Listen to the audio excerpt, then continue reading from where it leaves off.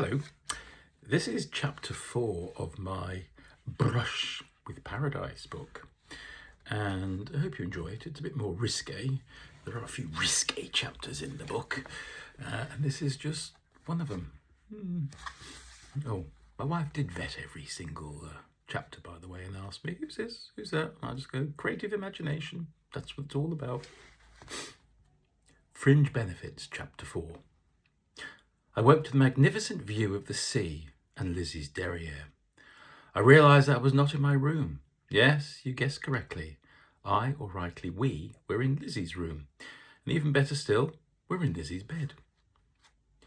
That really was a view to behold. I really ought to ask her to sit for me. The trouble was that she never sat for a moment. Those curves must be captured. What are you looking at? Lizzie asked in her gravelly voice. Two stunning views, I replied. She wiggled her bum and threw a pillow at me. Those drinks worked last night. I have to say that was fun, lover boy. Fringe benefits of the trade, eh? Let's go swim in the sea before breakfast. Come on, up. Well, I did have a different up in mind. I raised my eyebrows longingly to no avail. Too much to do. Come on.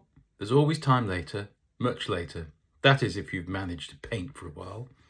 Consider it a reward for services. Methinks we shall both make money out of this. Ha ha! Commodity? Moi? We dressed and ran downstairs as instructed. Breakfast later, please, Lucia, Lizzie called out as she ran through the large double doors. I followed suit without saying a word.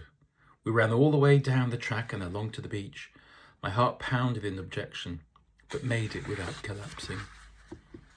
I'm not used to such exercise, I wheezed as I gathered my breath. I beg to differ after last night.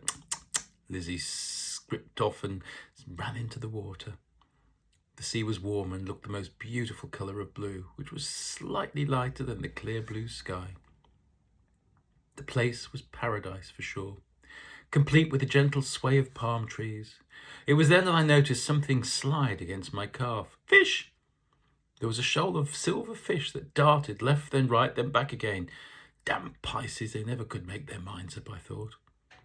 What's these fish called? I shouted out to Lizzie. Wonder, came the reply. That told me.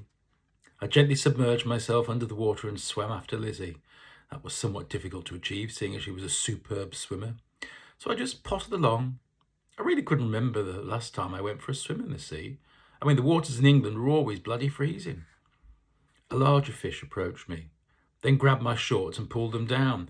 The Lizzie fish had returned. She glided out of the sea and wrapped her legs around my torso.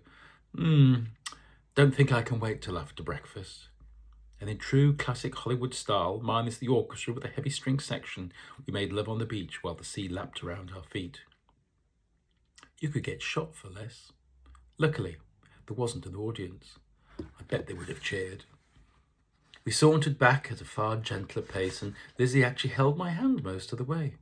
That was until we were in spying distance of the mansion. Lucia must have known. You could tell by her stance and the way she peered at me that we'd engaged in the pre-breakfast workout. Who cared? Not me. Maybe the grin on my face gave it away. Breakfast was served on the terrace. We sat for a while, and Lizzie, now back to work in brain mode, insisted on how my work pattern, or as I called it, my creative time, was to be spent, interspersed with the occasional social reward. She suddenly stood up. Oh, I forgot. I have to run some errands. I'm sure you can amuse yourself with your art. Lucia can show you the ropes, and I'll see you later, sweetie. She went to pat my head. I preempted it and moved sideways. You're funny. She kissed my nose instead and walked off through the building. She called out, Laters, as it echoed off into the distance. And I was left with my thoughts. Thank you.